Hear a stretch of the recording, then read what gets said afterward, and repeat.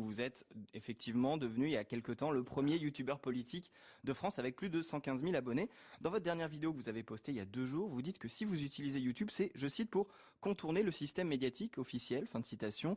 En fait, l'idée c'est de ne plus avoir à venir répondre à nos questions ici. Qu'est-ce que vous pouvez dire sur YouTube que vous ne pouvez pas dire ici sur ce plateau? C'est un rapport de force qu'on crée.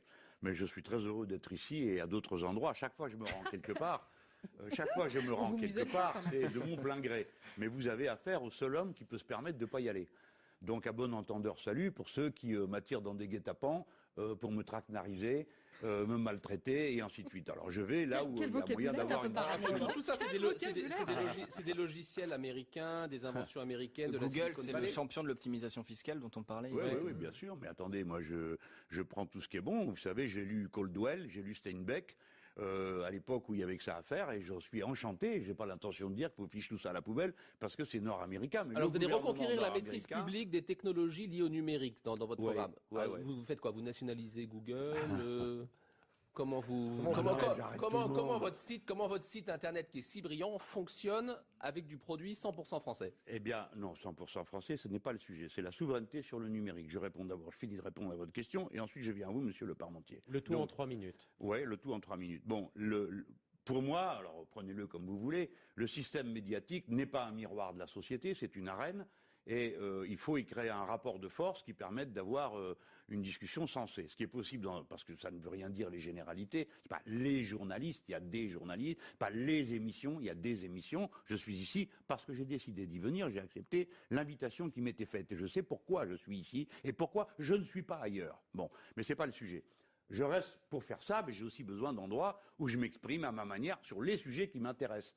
Et j'ai réussi à le faire grâce à la complicité des youtubeurs d'une manière générale, des gens qui regardent ça, qui se passionnent pour ça. Mais bon, enfin, mon travail, c'est de convaincre, hein, d'accord ? Bon, vous avez qu'à regarder les moyennes d'âge de ceux qui regardent le journal télévisé. Moi, quand j'étais gamin, c'était la messe, le journal télévisé. Tout le monde regardait ça. Le lendemain, c'est fini tout ça.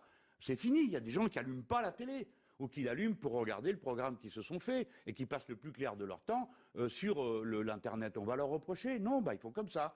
Donc c'est bien d'être là où ça se passe. Et je m'excuse de vous dire, pardon, que ça se passe pas là où on croit, la plupart du temps. Bon, s'il y a 100 000 personnes, 110 000 maintenant qui sont inscrits à ma chaîne, je vais en profiter un peu pour me rengorger.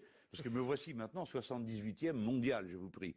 J'ai dépassé M. Bernie Sanders et je vais bientôt rattraper Mme Clinton. Bon, c'est qu'il y a une espèce de complicité qui s'est créée, amusée, entre eux et moi. Bon, il y a une différence d'âge. Moi, je crois avoir compris 2-3 choses. Mais c'est surtout un moyen d'échanger nouveau. Et moi, tout ce qui permet d'échanger, ça m'intéresse. Alors, nationaliser Google, pour reprendre la question d'Arnaud Le Parmentier, et ce sera vos mots de conclusion. Non, il faut s'assurer de la souveraineté numérique de la France. Et s'assurer, par exemple, il ne peut pas être question, je vais prendre un exemple un peu que vous allez trouver secondaire, je ne suis pas d'accord pour que Microsoft équipe l'armée française, je ne suis pas d'accord pour qu'il installe ces systèmes dans nos matériaux sensibles, tels que missiles, antimissiles, sous-marins, et ainsi de suite, parce qu'aujourd'hui, c'est ça qu'on utilise. Donc si j'arrive, tout ça, vous pouvez le jeter à la poubelle, on passera à autre chose. Et ensuite, je suis pour la liberté du net, c'est-à-dire que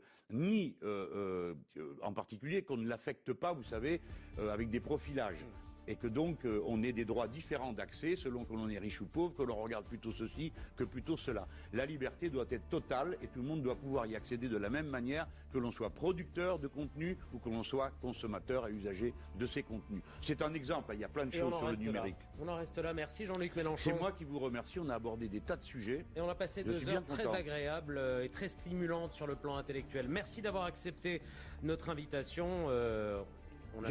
On a bien compris que vous les acceptiez avec parcimonie. Bonne fin de week-end, bonne